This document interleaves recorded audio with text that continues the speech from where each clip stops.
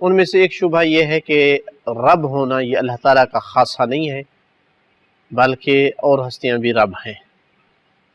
تو یہ بات کہاں تک درست ہے کہ اللہ کے علاوہ بھی کوئی رب ہے؟ دلیل یہ دی جاتی ہے کہ یوسف علیہ السلام نے عزیز مصر کو رب کہا تھا، انہ ربی احسن مثوایا۔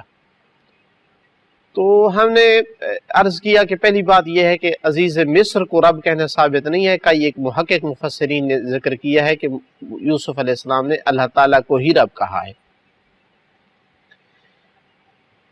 دوسرا جواب کہ اگر تسلیم کر لیا جائے کہ یوسف علیہ السلام نے عزیز مصر ہی کو رب کہا تھا تو کیا ثابت ہوگا؟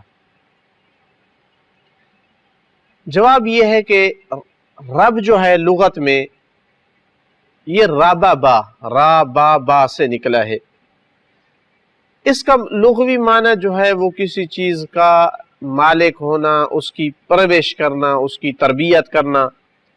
علامہ مودودی نے رب کے جو ہے وہ 5 معنی لکھے ہیں، اور ہر معنی پر قرآن مجید سے دلیل ہے کہ یہاں رب جو ہے اس سے یہ مراد ہے۔ حقیقت میں یہ سارے معانی اصل میں ایک ہی معنی کی طرف پلٹتے ہیں، باقی سب جو ہے اس معنی کے مصادیق ہیں، موارد ہیں۔ مثلا تربیت کا معنی میں استعمال ہوتا ہے، کہا جاتا ہے رب الولد، بچے کا رب یعنی تربیت کرنے والا۔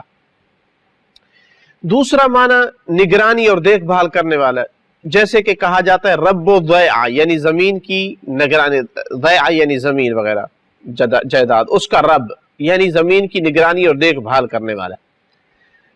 تیسرا اس کا استعمال ہے حکومت اور سیاست میں، مثلا کہا جاتا ہے کہ فلان رب و قوم، فلان رب و قوم ہی ہے، کہ اپنے قوم کا رب ہے، یعنی مطلب قوم کا حاکم اور اس کی سیاست چلانے والا ہے، قوم اس کی اطاعت کرتے ہیں۔ مالک کے معنی میں آتا ہے، مثلا اللہ کے رسول نے فرمایا رب غنم ام رب ابل، غنم کا مالک ہے یا ابل اونٹ کا مالک ہے، بھیڑ بکری کا یا مثلا اونٹ کا،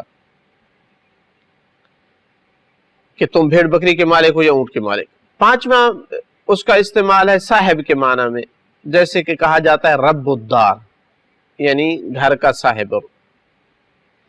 ان تمام موارد میں لفظ رب کی جو بازگشت ہے وہ حقیقتاً ایک ہی معنی کی طرف ہے، اور وہ یہ کہ ایسا انسان جو کسی چیز کی تربیت، اس کی پرورش، اس کی دیکھ بھال کا مالک ہو، اس کے ہاتھ میں ہو، کہ اس نے اس کی دیکھ بھال کرنی ہے اور اس کا انتظام چلانا ہے۔ اب اگر یوسف علیہ السلام نے فرض کیا اس عزیز مصر کو رب کہہ دیا تو وہ اسی معنی میں تھا کہ اگرچہ حقیقی رب اللہ تعالیٰ ہی ہے، لیکن ظاہری طور پر عزیز مصر نے بہت اچھی تربیت کی اور اچھی نگرانی کی اور بہت دیکھ بھال کی جناب یوسف علیہ السلام کی، تو اس معنی میں اسے رب کہا۔ تو لہٰذا اس میں کوئی حرج نہیں کہ کوئی کسی کو اس معنی میں رب کہے کہ یہ اس چیز کی پرورش کرنے والا ہے، تربیت کرنے والا ہے۔ تیسری بات یہ ہے کہ اگر رب کے ظاہری معنی دیکھے جائیں تو قرآن مجید نے خود اللہ تعالیٰ نے اور لوگوں نے نہیں، اور ذوات نے نہیں، خود اللہ تعالیٰ نے غیر اللہ کو رب کہا ہے۔ مثلا سورہ توبہ کی آیت نمبر 31 میں ہے اتخذوا احبارهم ورهبانهم اربابا من دون اللہ، کہ انہوں نے احبار اور رہبان کو اپنا رب بنا رکھا ہے اللہ کے بغیر۔ حالانکہ یہ کیا کرتے تھے؟ یہ اس لیے اللہ نے ان کو کہا ہے کہ رب بنا رکھا ہے چونکہ ہر بات ان کی مانتے تھے، یہ چونکہ اپنے قوانین اور اپنے اختیارات اور اپنے مذہب وغیرہ سب کچھ ان کے ہاتھ میں دے رکھا تھا۔ یوسف علیہ السلام نے اب اپنے لیے عزیز مصر کو رب کہا ہے یا نہیں کہا، لیکن وہ جو 2 قیدی تھے جنہوں نے خواب سنائے تھے ان میں سے ایک کو کہا اما احدکم فیسقی ربہ خمرا، کہ تم میں سے ایک جو ہے اپنے رب کے لیے شراب بنائے گا۔ جی ہاں، اس لیے رب کہا کہ وہ ان کے امور کا مالک تھا، بادشاہ تھا۔ پس نتیجہ یہ نکلا کہ ان تمام موارد میں جو رب کا معنی ہے وہ ہے تدبیر کرنا، نظام چلانا، ذمہ داری سنبھالنا کسی چیز کی، اس معنی میں۔ اب سوال یہ آئے گا، ہم اپنے نتیجے پہ آئیں کہ کس معنی میں اللہ کے بغیر رب بولا جا سکتا ہے، کس معنی میں نہیں بولا جا سکتا۔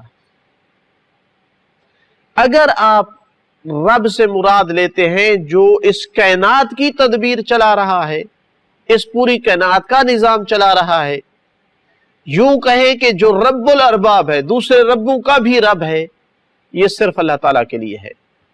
کوئی دلیل نہیں ہے کہ جو کسی اور کے لیے اس معنی میں رب کو ثابت کرے، بلکہ مشرک ہو جائے گا وہ بندہ جو کہے کہ اللہ کے علاوہ بھی کوئی اس کائنات کا رب ہے، چونکہ قرآن نے تو بار بار رب العالمین اللہ تعالیٰ کی ذات کو کہا ہے۔ چند ایک آیات ابھی میں تلاوت کرتا ہوں۔ لیکن اگر آپ کسی خاص چیز کا انتظام کے معنی میں کہتے ہیں کہ یہ بندہ رب البلد ہے، ایک شہر کا رب ہے، یعنی اس شہر کا نظام چلاتا ہے، ہذا رب الولد، یہ اس بچے کا رب ہے، یعنی اس کی تربیت کرتا ہے، عربی زبان میں یہ کہا جا سکتا ہے۔ لیکن رب العالمین، پوری کائنات کا رب، تدبیر کرنے والا، یہ صرف اور صرف اللہ کی ذات ہے، کسی اور کے لیے ایسا کہنا جائز نہیں ہے۔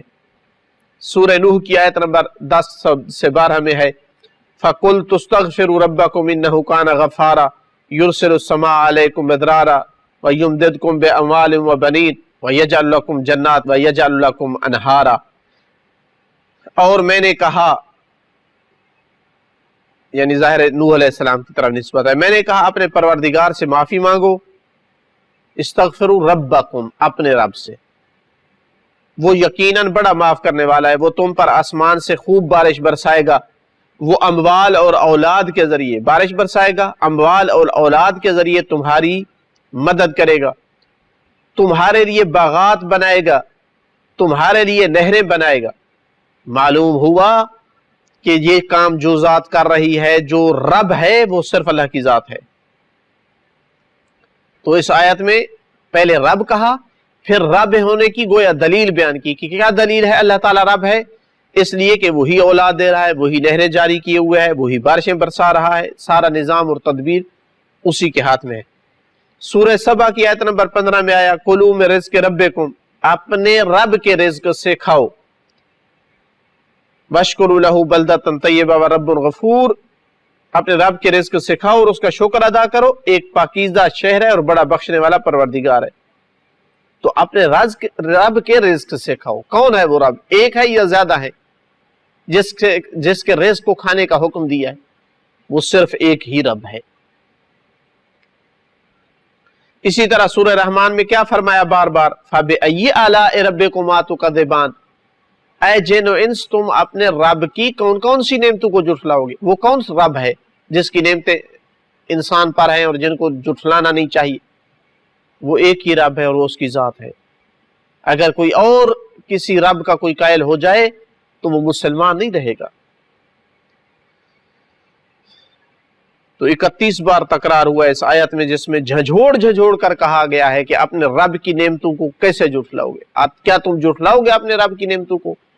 تو اس معنی میں رب صرف وہ ذات ہے جو رب الارباب ہے، باقی جو ہے کسی خاص چیز کے لیے اضافت کے ساتھ اس کو مضاف کر کے کہنا کہ یہ اس چیز کا رب ہے، یعنی پالنے والا ہے اس چیز کا، ہم اردو میں بھی استعمال کرتے ہیں، عربی میں بھی کرتے ہیں۔ مثلا میں کہتا ہوں کہ میرا پالنے والا یہ چچا ہے، میرا پالنے والا یہ والد ہے، اس کا پالنہار فلان ہے، کہتے ہیں، لیکن اس کائنات کا پالنے والا، سب پالنے والوں کا بھی پالنے والا، کہ جو حقیقی معنی میں پالنے والا ہے، باقی ظاہری طور پر ہے۔